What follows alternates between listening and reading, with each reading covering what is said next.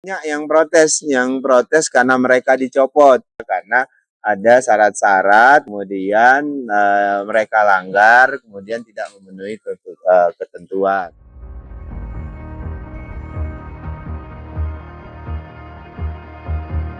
Akhir Januari 2026, proses seleksi petugas untuk penyelenggaraan haji Indonesia tiba-tiba jadi bahan perdebatan publik. Bukan soal kuota, bukan soal biaya, tapi soal satu nama yang viral di media sosial, nama Ciki Fauzi. Kasus Ciki muncul seperti api di rumput kering, cepat menyebar, panas dan penuh asumsi.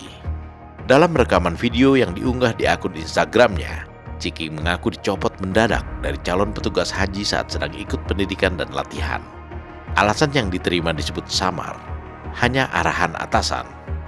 Halo, assalamualaikum teman-teman. Aku mau ngasih tau aja sih bahwa semalam tuh aku dicopot dari petugas haji.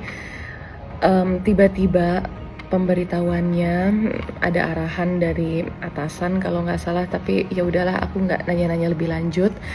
Aku harus ngasih tau ini karena ada beberapa media yang approach kan, minta interview. Ini tuh aku masih nyerna juga, jujur sedih banget karena one of my biggest dream itu jadi petugas haji sambil melayani tamu-tamu Allah. Aku tuh, ya Allah, itu aku pengen banget dari 3 tahun yang lalu. Dalam hitungan jam, narasi pun berkembang liar. Dari sekedar kisah kecewa, berubah menjadi dugaan pembungkaman bernuansa politis. Sebagian pendukungnya langsung menarik garis lurus sambil berasumsi Ciki adalah aktivis kritis yang sengaja disingkirkan.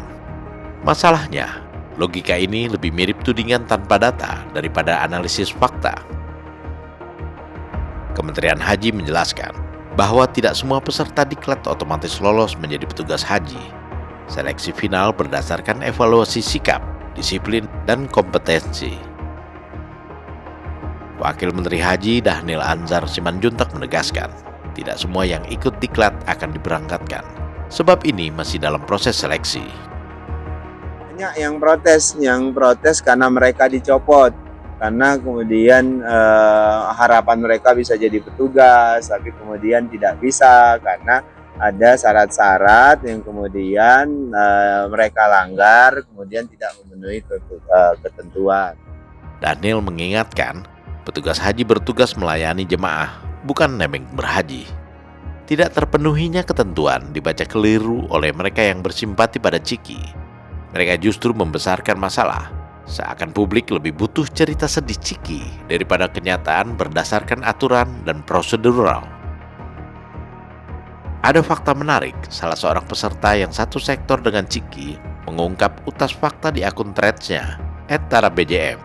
Dikatakan Ciki masuk menjadi peserta diklat sekitar 6 hari sebelum penutupan, padahal resminya diklat berlangsung selama 20 hari, termasuk latihan fisik, mental, dan wawasan. Kemanakah Ciki di hari-hari lainnya? Tak jelas, tak ada penjelasan soal itu di videonya, selain memframing seolah ada kekuatan tertentu yang membuatnya kandas menjadi petugas haji. Di tengah riuh itu, proses seleksi petugas haji terus berjalan. Langkah itu pun seiring dengan pengukuhan 1.622 petugas haji oleh Presiden Prabowo Subianto. Pesannya tegas, petugas haji harus melayani jemaah, bukan pejabat. Kelompok rentan harus didahulukan, disiplin fisik dan mental diperketat. Pendekatan semi-militer pun ditekankan, karena haji bukanlah perjalanan wisata. Ini operasi logistik raksasa lintas negara. Petugas penyelenggara ibadah haji berada pada posisi yang sangat strategis. Saudara-saudara adalah wajah negara di hadapan jemaah.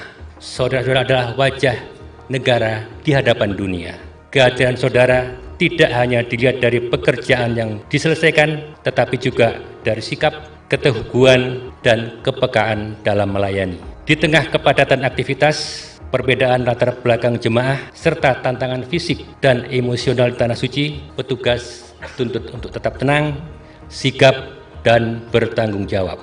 Pekerjaan ini menuntut lebih dari sekedar kemampuan teknis. Ia memerlukan integritas, kedisiplinan, serta kesadaran bahwa setiap tindakan memiliki dampak langsung bagi keselamatan dan kenyamanan jamaah. Karena itu, pembekalan ini menjadi sangat penting. Disinilah saudara dipersiapkan untuk memahami tugas, memperkuat koordinasi, serta menyatukan langkah dalam satu misi kedisiplinan.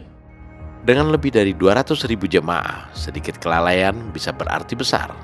Dalam kerangka ini, seleksi ketat bukan kejam, tapi kebutuhan. Kasus ini membuka satu hal penting. Publik sering menilai sistem dengan kacamata emosi. Publik suka cerita personal, tapi sistem butuh standar impersonal. Menjadi petugas adalah kemuliaan untuk melayani mereka yang berhaji.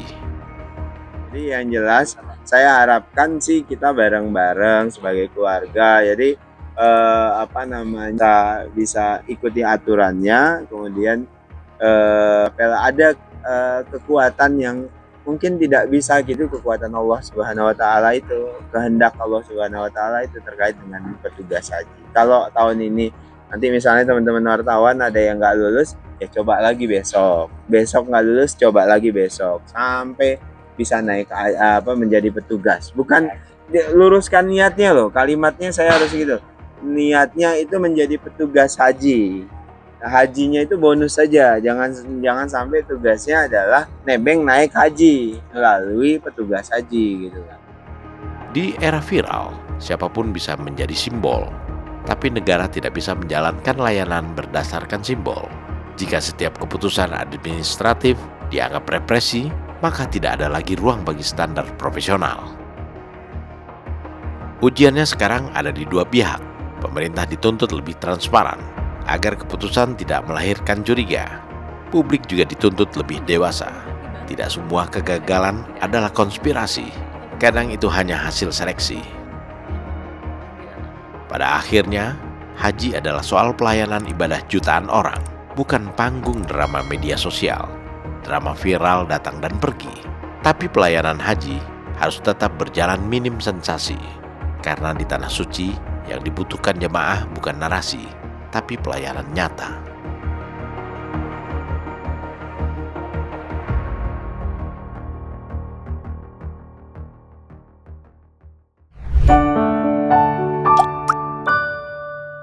Men of our time.